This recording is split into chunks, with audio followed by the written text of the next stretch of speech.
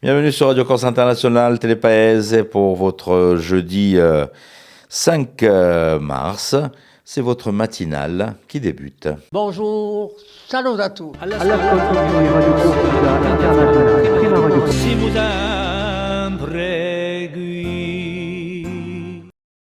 Bienvenue en ce jeudi 5 mars. Et puis tiens, aujourd'hui, on va fêter les olives. Voilà, au programme de cette matinale, bien sûr, les pronostics, l'horoscope, invité du jour. Nous aurons aussi notre hôtesse de l'air qui va nous emmener du côté des États-Unis. Et bien sûr, l'invité du jour que nous allons retrouver avec Philippe Jam. Mais pour l'instant, un petit point sur la météo. Le soleil n'est pas au rendez-vous à première vue pour cette journée. Un point météo et information avec Philippe Jam.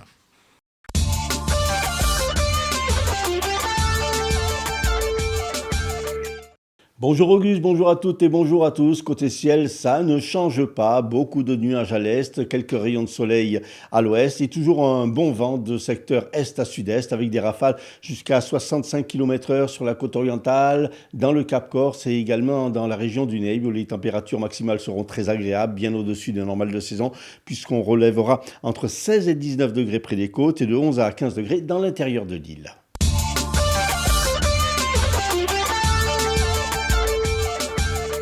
Deux agriculteurs poursuivis pour destruction de biens par un moyen dangereux ont été condamnés par la Cour d'appel de Bastia à des peines de 2 ans de prison avec sursis et 500 € d'amende. Une troisième personne a été condamnée à 15 mois avec sursis et 500 € d'amende pour complicité. 2 prévenus ont été relaxés. En mars 2023, accusés d'avoir commis des dégradations dans les locaux de la direction départementale de l'emploi, du travail, des solidarités et de la protection des populations à Borgo, suite à un blocage de dépôts pétroliers de Luciana pour protester contre le coût du carburant. Ils avaient été condamnés, ils avaient été 5 à être condamnés à des peines de 3 à 12 ans de prison avec sursis et 800 € d'amende. Une personne avait été relaxée déjà. La jeune femme soupçonnée d'apologie du terrorisme et menace de commettre un crime sur la commune de Patrimonio, interpellée et placée en garde à vue lundi, a finalement été libérée. La justice penche aujourd'hui pour un piratage informatique.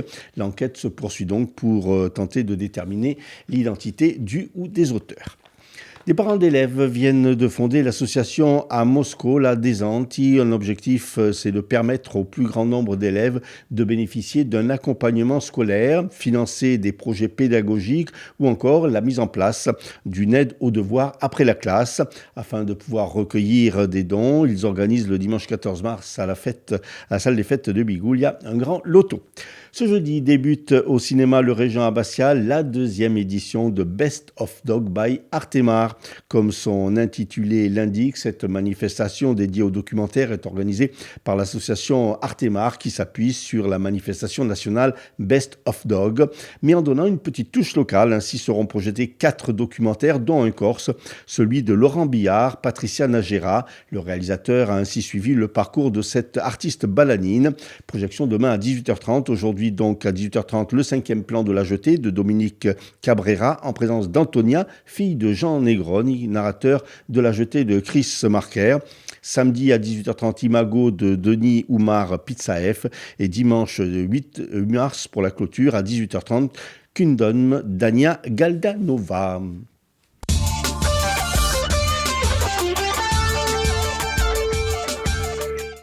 Merci Philippe, on vous retrouve dans un petit moment avec notre invité, on va parler littérature. On poursuit avec les courses hippiques, on s'en va du côté de Saint-Cloud et de Caen, donc pour les pronostics avec Rémi. Les pronostics hippiques de Rémi sur Radio Corse International. Bonjour à tous, ce jeudi dans les bons coups du jour, nous serons sur l'hippodrome de Saint-Cloud pour le quintet. Je vais y retenir le numéro 6, Kriskov, qui ne devrait pas sortir des 3 premiers. Passons à la réunion de Caen. Dans la 5e, le 3, Jorki d'Alouette devrait l'emporter. Tout comme dans la 7e, le numéro 13, Classica Bleu. Bon jeu à tous. À savoir qu'au niveau des courses hippiques, au niveau insulaire, ce sera donc pour le samedi 21 mars. Non pas dimanche, mais le samedi, puisque le dimanche, nous avons le second tour des élections. Et ça va se passer donc sur l'hippodrome de Casator à Bigoulia. On poursuit avec l'horoscope du jour et Paxi qui vient nous rejoindre.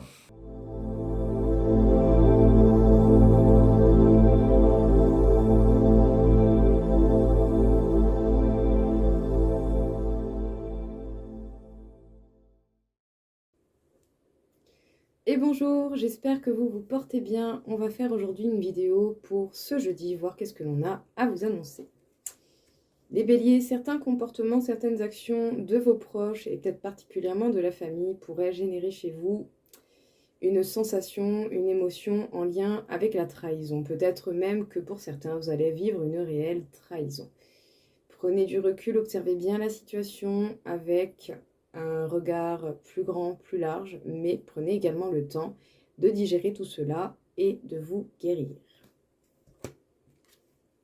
Les taureaux, vous allez avoir opportunité d'avoir de nouveaux projets financiers où vous pourrez mettre votre créativité à bon profit. Votre créativité va vous être très très utile.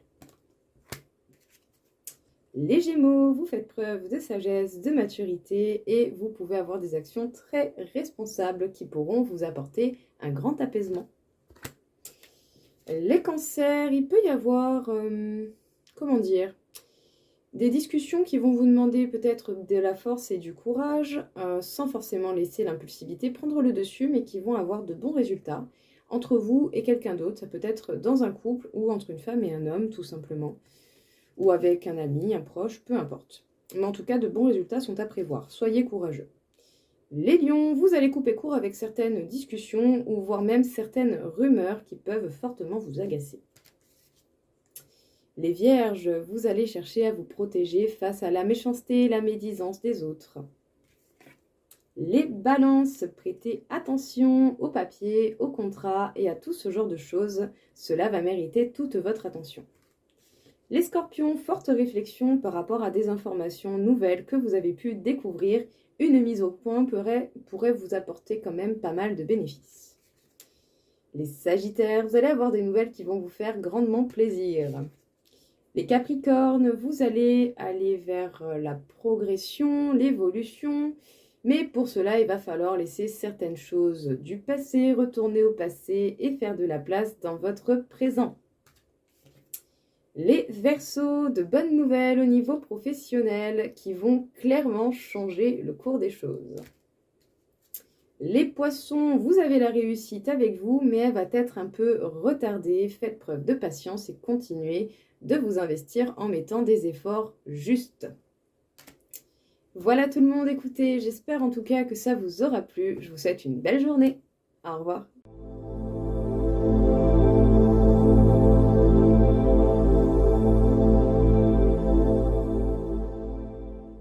Invité du jour, on va parler littérature au micro de Radio Corse International et de Télépaèse. Notre invitée aujourd'hui, Caroline Rose Torres, qui est docteure en université et qui sort un livre intitulé « Mouvement féministe et nationalisme corse, clandestinité en parallèle ».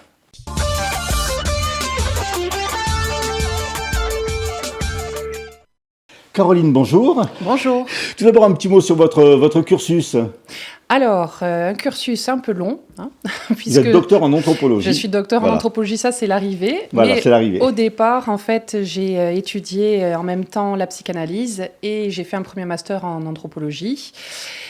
Et j'ai continué, tant qu'à faire. J'ai fait un deuxième master, cette fois-ci en sciences politiques, à Sciences Po Paris. J'étais allée à Paris pour justement les études supérieures. Et enfin, en Corse, donc, j'ai fait mon doctorat en anthropologie qui porte sur l'anthropologie du genre. Qu'est-ce qui vous a donné envie de plonger dans ces études, dans ces recherches?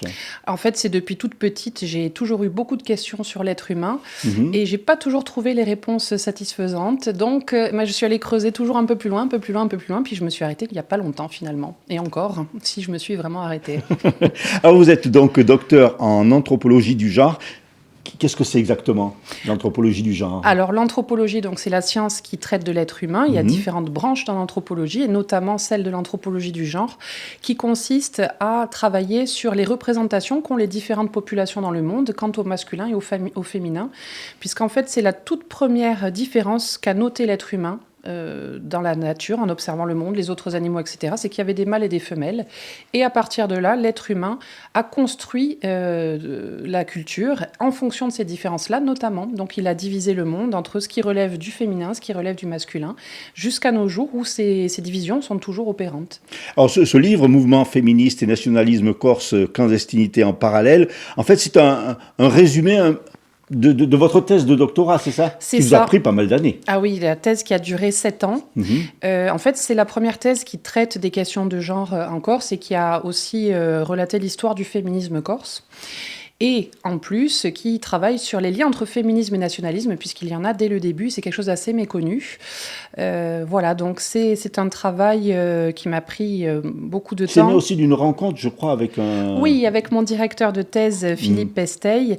En fait, moi, je l'ai rencontré parce que tout au long de mes études, j'ai toujours travaillé sur les questions de genre. C'est ce qui me passionne depuis très longtemps.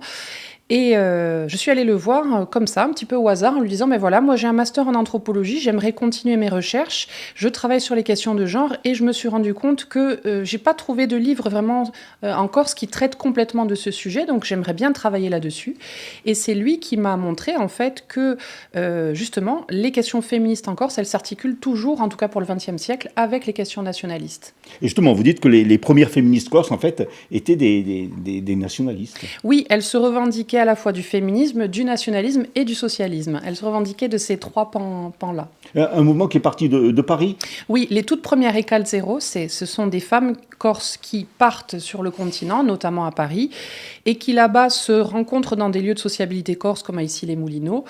Et elles vont se rendre compte qu'elles ont des revendications un petit peu similaires, et c'est de là que démarre ce tout premier groupe féministe, mais qui est essentiellement basé à Paris. Elles reviennent l'été en Corse, etc., pendant les vacances, mais c'est vrai qu'il ne va pas s'implanter durablement en Corse. Alors, féministes, justement, parce que ces femmes elles se sentaient un peu étouffées ici en Corse? Oui, en fait, la plupart d'entre elles, elles ont quand même des trajectoires qui se ressemblent, et même dans les groupes suivants, elles notent quand même qu'en Corse, elles sont, mais comme plein d'autres femmes dans le monde, elles se sentent un peu doublement victimes de domination, c'est-à-dire qu'on leur demande souvent de s'occuper de leurs petits frères, leurs petites sœurs, elles s'occupent de la maison, un peu du jardin, etc. Elles ont beaucoup de tâches, elles ne se sentent pas libres, elles ont envie de vivre leur vie, elles n'ont souvent pas le droit de fréquenter, dans les années 60-70, pour les filles c'est encore très restreint, la liberté de mouvement, etc. Donc elles se sentent un peu étouffées et elles décident de partir pour vivre pleinement leur vie. Et donc là, elles se rencontrent et elles créent ce mouvement féministe. Puisqu'elles se rendent compte qu'elles ont vécu sensiblement les mêmes choses. Alors c'est un livre qui est très étoffé, même si c'est un extrait de votre thèse. Il y a plusieurs chapitres, c'est ça? Oui, il y a plusieurs chapitres qui traitent à la fois de la Corse d'un point de vue anthropologique, des grands schémas qu'on y retrouve, et puis vraiment plus spécifiquement donc comment le nationalisme regarde les femmes et quelle est la place des femmes dans le nationalisme, comment elles s'en revendiquent, etc. Alors c'est un pan de l'histoire insulaire qui est assez méconnu en fait. Oui, complètement, même très très méconnu. Comme je vous disais, c'est la première thèse qui a porté sur cette thématique. Elle a commencé en 2016, donc jusque-là, déjà c'est un fait parlant en soi que jusque-là il n'y ait pas eu de travaux de ce type là-dessus. Et puis très souvent, ces premiers mouvements féministes, ils ont été oubliés ou ils sont carrément méconnus. Alors c'est un livre qui est sorti il y a quelques temps. Vous avez déjà eu des retours? Alors il est sorti le 2 janvier, c'est encore un petit peu tôt. Mais c'est vrai que le retour que j'ai particulièrement apprécié, c'est quand des personnes viennent me dire que la lecture est agréable. Parce qu'une de mes exigences, même en écrivant la thèse, c'était, je voulais que ce soit un savoir qui puisse se diffuser, qui ne reste pas que dans la sphère universitaire. Donc ça, je crois que c'est un des plus beaux compliments qu'on puisse me faire. Alors c'est un livre qui est sorti donc il y a quelques temps. Aujourd'hui, le féminisme, il a évolué? Oui, il a changé, bien sûr, au XXIe siècle. Il y a toujours eu des courants féministes. On dit le féminisme, comme pour le nationalisme. D'ailleurs, on dit le nationalisme. En fait, évidemment, il y a plusieurs courants différents. Et le féminisme, aujourd'hui, on voit que les revendications sont différentes. Elles ont évolué. Et puis, il y a carrément des courants féministes qui sont un petit peu en conflit par rapport à certaines d'entre elles. Vous avez déjà eu des retours de mouvements féministes par rapport à ce livre ou pas? Non, pas encore. Je les attends. Alors, vous êtes donc docteur en anthropologie, mais vous êtes également chef d'entreprise. Oui. CQFD. Alors, qu'est-ce que CQFD? CQFD, eh bien, c'est pour conseil, qualification, formation et conférence. Et pas conférence. Qu'est-ce que j'ai oublié? CQFD, le D. conseils, qualifications, formation et découverte. Très important celui-là, justement. Cette entreprise donc, que j'ai créée à l'issue de ma thèse, elle a pour objet de proposer du conseil, des formations, des conférences, de l'animation. Par exemple, j'ai animé la dernière édition du festival Cinelone et j'aurai le plaisir d'animer la prochaine, entre autres événements. Donc, cette structure que j'ai créée, elle a pour but, comme je vous disais pour l'écriture de ma thèse, elle a pour but de diffuser le savoir scientifique dans tous les aspects de la société, en fait, de le rendre accessible à tout le monde. Alors, cette thèse vous a donné envie d'écrire ce livre, bien entendu. Est-ce que ce livre vous a donné envie d'en écrire d'autres ? Tout à fait. Alors, même si c'est quand même c'est une vraie mission d'écrire un livre, mais je suis déjà sur l'écriture de 3 autres et sur des thématiques complètement différentes, parce que j'aime bien toucher à des choses assez différentes. Donc, j'en ai un qui va traiter de l'histoire de Saint-Joseph. Alors, je ne sais pas exactement sous quelle forme. Le quartier de Saint-Joseph à Bastia. Le quartier de Saint-Joseph à Bastia, tout à fait, dans lequel je qui réside. Qui est un village, en fait. Qui est tout à fait un village, et puis qui a une histoire vraiment singulière, mais qui, pareil, je n'ai pas vraiment retrouvé d'ouvrage qui centralise toute son histoire. Donc là, c'est ce que j'essaie de faire en ce moment, de récupérer un peu les mémoires, notamment des plus anciens qui sont nés, qui ont grandi dans ce quartier. Ça, c'est le premier. Le deuxième, c'est un livre qui va traiter des saisonniers, mais d'hiver. Parce qu'on parle beaucoup des saisonniers d'été. Tout à fait. Voilà, eux, on les connaît plutôt bien. On les voit quand on va au restaurant, quand on les connaît, on les fréquente. Les saisonniers d'hiver, ceux qui travaillent dans l'agriculture, et en particulier ceux qui sont occidentaux, ceux qu'on ne connaît absolument pas. Là, parce qu'on parle souvent des saisonniers, les Maghrébins qui viennent pour les clémentines, mais il y a d'autres communautés. En fait. Il y a une autre population qui est beaucoup plus restreinte, mais qui existe aussi, et je la trouve très intéressante parce qu'encore une fois, elle est tout à fait invisible, et elle a un mode de vie bien particulier. Donc, je suis aussi en train d'enquêter sur ce sujet-là. Et le troisième et dernier, qui n'a absolument rien à voir avec la Corse, parce que, comme je vous disais, j'aime toucher à tout. Eh bien, en fait, tout simplement, je suis repartie de mes films un peu emblématiques d'enfance, ceux qui m'ont fait rêver. Donc, par exemple, tous les films autour un peu de la science-fiction, du fantastique, donc Star Wars, Le Seigneur des Anneaux, Indiana Jones. Voilà, tous ces films très emblématiques d'une époque qui m'ont vraiment fait rêver. Et j'essaie de trouver, en fait, j'ai l'impression qu'ils nous disent tous un peu la même chose, une espèce de sagesse sur l'être humain. Et j'essaie de décoder ce qu'ils nous font passer et ce qui fait aussi, je pense, qu'on les aime autant. Vous avez déjà une date de sortie à peu près de ces livres ? Pas du tout. Pas encore. Pas du tout. Là, je suis en plein travail. Donc, rien n'est fixé. Alors, on rappelle ce livre, Mouvement féministe et nationalisme corse, clandestinité en parallèle. C'est aux éditions Cerf. C'est ça. Merci beaucoup, Caroline. Merci à vous.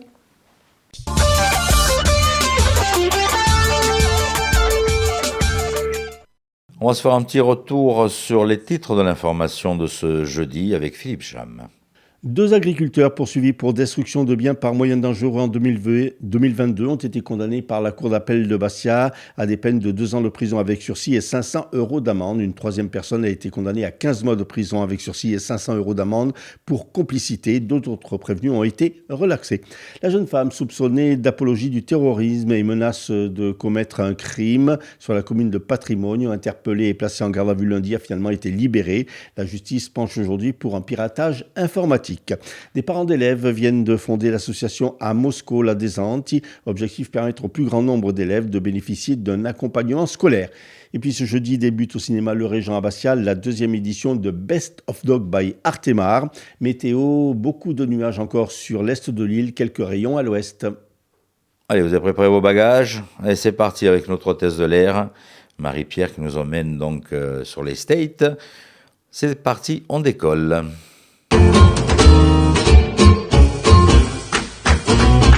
Bonjour et bienvenue dans notre chronique en roue libre.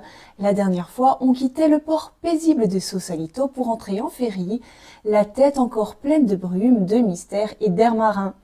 Aujourd'hui, on retrouve la ville côté bitume avec notre partie 2, les rues de San Francisco, parce qu'ici la réalité a toujours des allures de fiction. À la fin des années 60, le rêve américain se fissure. Entre la guerre du Vietnam, les inégalités et la montée de la violence urbaine, l'insouciance d'après-guerre laisse place au doute. San Francisco, avec son brouillard, ses rues en montagnes russes et ses contrastes, devient le miroir parfait de cette Amérique en perte d'équilibre, belle mais tourmentée. Un décor si marquant qu'il finit par devenir un terrain de jeu grandeur nature pour le cinéma policier. Dans la série culte des années 70, Les rues de San Francisco, un tout jeune Michael Douglas coursait les criminels au volant de sa berline. Et puisqu'on parle de voiture, Impossible de ne pas mentionner Bullitt, où Steve McQueen, au volant de sa légendaire Ford Mustang, nous embarque pour 7 minutes d'adrénaline pure, sans trucage, sur les collines de la ville.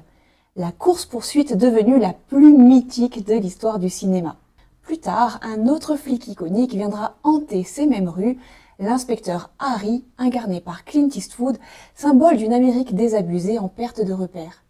Plus près de nous, David Fincher reviendra dans ces rues avec Zodiac, inspiré d'une histoire vraie pour raconter cette époque vue à travers la peur et la paranoïa d'un tueur insaisissable toujours inconnu à ce jour.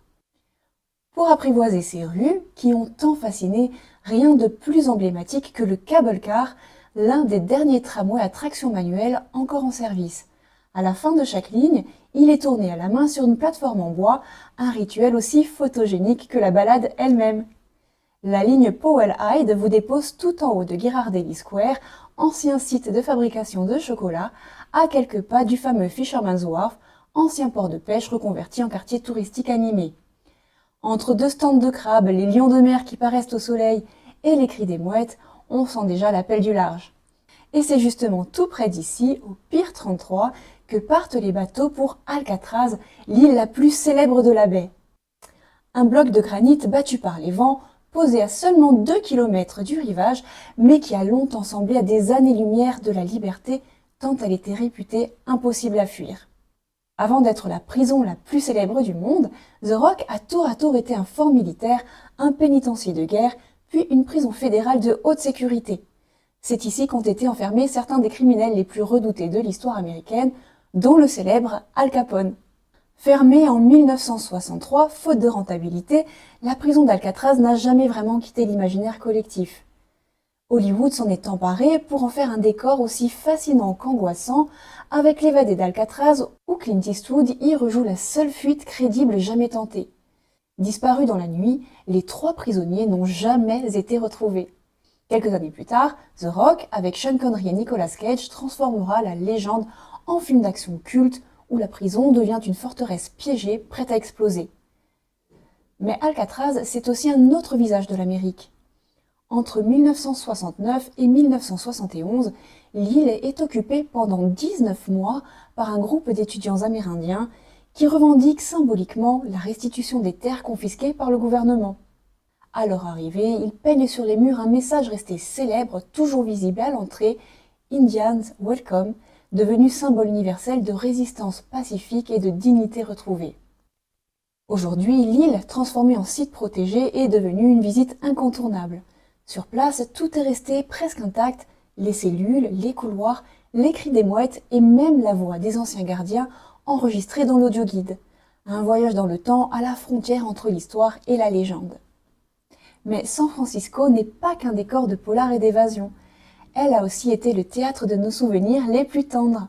Sur les collines d'Alamo Square, les Painted Ladies, ces maisons victoriennes pastel alignées comme des poupées, sont devenues mondialement célèbres grâce au générique de la fête à la maison. Ces élégantes demeures ont miraculeusement survécu au grand incendie de 1906 et forment aujourd'hui l'un des panoramas les plus photographiés de San Francisco, symbole à la fois de sa résilience et de son charme intemporel. Autre quartier, Pacific Heights, perché comme un balcon au-dessus de la baie, nous offre certains de ses plus beaux panoramas. Entre grandes maisons victoriennes, rues paisibles et vues ouvertes sur l'océan, le quartier cultive une élégance presque irréelle. Et c'est au 2640 Steiner Street que se déroule Madame Doubtfire, un de nos films doudou porté par le regretté Robin Williams. Il y incarne un père prêt à tout pour rester auprès de ses enfants. La ville devient alors le théâtre d'un amour inconditionnel, tendre et maladroit, gravé dans notre mémoire. Un peu plus haut, sur Nob Hill, se dresse l'imposant Fairmont Hotel, un monument de l'élégance à l'ancienne qui a accueilli présidents, stars de cinéma et tournages légendaires. C'est aussi ici que fut rédigée la charte fondatrice des Nations Unies, appelant les peuples à s'unir pour construire la paix après la Seconde Guerre mondiale. Juste en contrebas, une autre icône perce la brume, la Transamerica Pyramide. Construite en 1972, d'abord moquée pour sa forme étrange, elle est devenue un repère visuel et un symbole d'audace. San Francisco y change de visage, plus vertical, plus moderne et déjà tourné vers l'avenir. Et cet élan ne s'arrête pas au gratte-ciel, car quelques kilomètres plus au sud, un autre souffle d'innovation commence à agiter les esprits, celui de la Silicon Valley. C'est là que sont sortis les premiers ordinateurs personnels, les smartphones, les réseaux sociaux, bref, tout ce qui a bouleversé nos vies modernes. D'ailleurs, si comme moi vous êtes longtemps demandé pourquoi vos appareils à la pomme affichent toujours la météo de Cupertino, eh bien c'est parce que c'est là que la marque a grandi, à quelques kilomètres du garage de ses débuts à Los Altos. Mais si San Francisco et ses alentours ont façonné le monde numérique, avant les startups et les algorithmes, une autre révolte avait déjà soufflé ici, celle de la contre-culture. C'est de ces esprits libres et de ces voix qui refusaient le conformisme, dont je vous parlerai dans notre 3e et dernier épisode consacré à cette ville. En attendant, je vous souhaite une très bonne journée et à bientôt.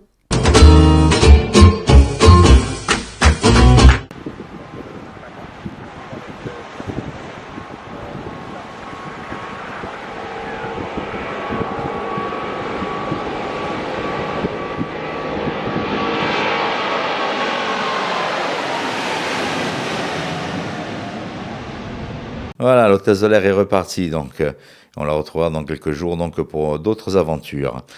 Merci d'avoir passé ce petit moment en notre compagnie sur Télépaèse et sur Radio Corse International.